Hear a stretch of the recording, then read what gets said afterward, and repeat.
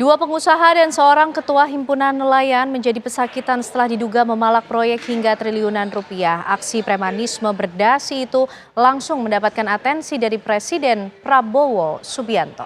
Ya, di tengah upaya pemerintah menciptakan iklim investasi yang bebas intimidasi, aksi premanisme para tersangka tidak bisa dimaklumi.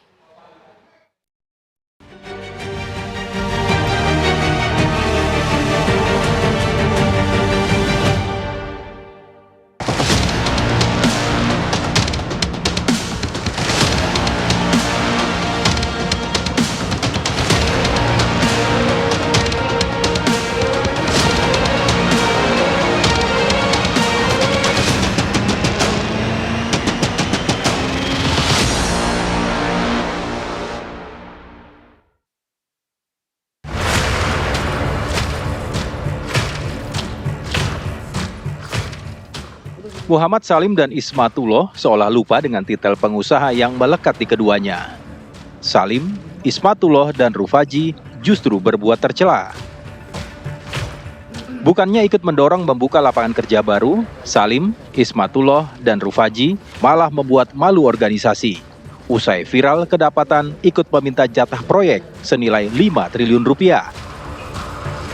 Ketiganya disebut-sebut memeras dan mengancam PT Chandra Asri Alkali yang tengah membangun pabrik di Cilegon. Salim, Ismatullah, dan Rufaji bahkan siap mengajak massa berunjuk rasa, serta mengancam menghentikan proyek konstruksi bila keinginannya agar pengusaha lokal dilibatkan tak diindahkan. Dan menetapkan 3 orang sebagai tersangka.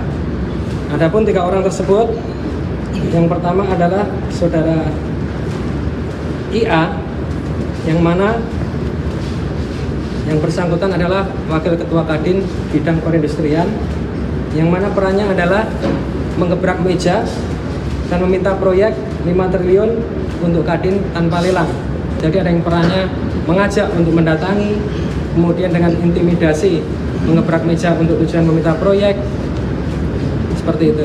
Peristiwa ini saya kira ini harus menjadi perhatian yang sangat serius bagi Kadin, ya, ketika menseleksi pengurus-pengurusnya.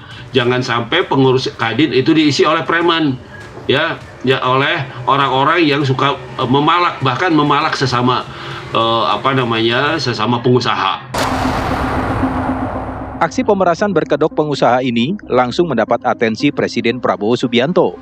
Sebab, di tengah upaya Prabowo menciptakan iklim investasi yang bebas intimidasi, perilaku Salim dan kawan-kawan sulit dimaklumi. Bahwa memang pemerintah sekarang ini memang sangat concern berbicara pertumbuhan ekonomi di angka 8%, dan salah satu strategiknya adalah kita untuk mendorong pertumbuhan investasi. Ini sudah beberapa bulan ramai kita dengar bahwa terjadinya aksi-aksi baik itu dari kelompok masyarakat maupun organisasi dan lain-lain yang itu cukup meresahkan, mengganggu terhadap kegiatan iklim investasi. Dan memang dengan kejadian yang ada di Chandra Asri wilayah Cilegon Provinsi Banten ini menjadi suatu tonggak kita untuk benar-benar secara komprehensif, dan kami juga dari pemerintah pusat, Kementerian Investasi dan Hilirisasi ini untuk segera menyikapi ini dengan secara langsung. Kasus pemalakan proyek di Cilegon, Jawa Barat bermula dari beredarnya video yang memperlihatkan sejumlah anggota ormas dan orang berseragam putih menemui perwakilan perusahaan kontraktor asal Cina, Chengda Engineering. Kontraktor tersebut diketahui tengah membangun pabrik PT Chandra Asri Alkali, anak perusahaan kimia terbesar di Indonesia, PT Chandra Asri Petrochemical. Pabrik dirancang untuk memproduksi bahan baku berbagai industri penting, seperti pemurnian nikel dan alumina untuk baterai kendaraan listrik, industri kertas, hingga konstruksi. Pabrik yang berlokasi di kota Cilegon itu masuk ke dalam proyek strategis nasional atau PSN, pemerintahan Presiden Prabowo Subianto berdasarkan Peraturan Presiden Nomor 12 Tahun 2025. Tanpa tedeng aling-aling, para oknum pengusaha lokal meminta jatah proyek senilai 5 triliun rupiah kepada kontraktor tanpa melalui mekanisme lelang. Saya menyayangkan kejadian tersebut ya, karena kita semua sedang berupaya bagaimana memberikan rasa nyaman kepada pelaku-pelaku industri atau pelaku-pelaku usaha dan kemudian investasi di Provinsi Banten. Dan sebagai Gubernur Banten yang sedang berupaya menjadi Banten yang sama, saya sangat kecewa dan saya harap kejadian seperti ini tidak terjadi lagi. Yuk sama-sama kita dukung, karena investasi ini bukan terkait 1-2 kelompok, tapi investasi ini terkait seluruh masyarakat Banten. Sehingga investasi yang datang ke Banten kita sambut dengan baik dan kita harapkan investasinya juga berdampak positif kepada seluruh masyarakat Banten. Selain langkah hukum, pemerintah melalui Kementerian Investasi dan Hilirisasi juga memediasi kasus pemalakan proyek strategis nasional di Cilegon. Hal ini dilakukan sebagai langkah proaktif untuk menjaga iklim investasi tetap kondusif. Kami dari Chandra Asri sekali mengucapkan terima kasih telah difasilitasi dengan baik, dan tentu Chandra Asri terus berkomitmen untuk berinvestasi di Indonesia, memastikan pertumbuhan 8% ini dapat tercapai, dan juga arahan-arahan dari pemerintah, dari Kadin, dari kepolisian, dan kemudian dari pemerintah daerah, gubernur, wali kota, tentu menjadi komitmen kami, dan kami selalu taat compliance atas hal-hal yang memang menjadi aturan yang harus kami patuhi.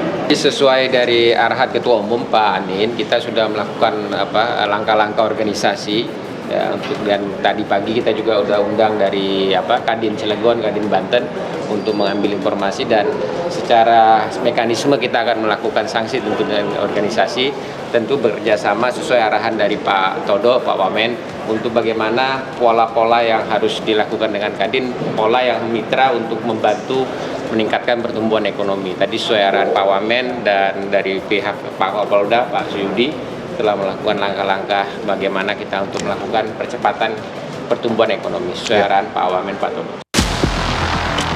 Presiden Prabowo kini memang sedang mendorong iklim usaha sehat, bebas dari pungli dan aksi premanisme. Pemerintah telah membentuk Satgas Premanisme sebagai langkah nyata memberi ketenangan usaha. Kami mendukung untuk upaya dari pemerintah daerah maupun pusat untuk tegas dalam menyisir dan memastikan keamanan berinvestasi, iklim investasi supaya sehat di Indonesia. Karena kita untuk bisa mencapai 0% kemiskinan, 8% pembangunan ekonomi, kita perlu adanya kerjasama dengan investor bahkan dari luar negeri. Dicari akar permasalahannya apa, ya. Nah, akar permasalahan bisa juga isu-isu mengenai kemiskinan, ada isu-isu mengenai pengangguran, atau isu-isu mengenai bagaimana integrasi ekonomi antara investor dengan masyarakat setempat. Dan ini mungkin harus dilakukan penyelesaian bersama, ya, tidak hanya dibebankan ke pemerintah, tapi juga dunia swasta juga harus dilibatkan, kemudian akademisi juga dilibatkan agar ini bisa diselesaikan, ya. Jangan sampai kita menjadi negara gerombolan, ya. Negara yang dikuasai oleh gerombolan itu bahaya sekali, ya.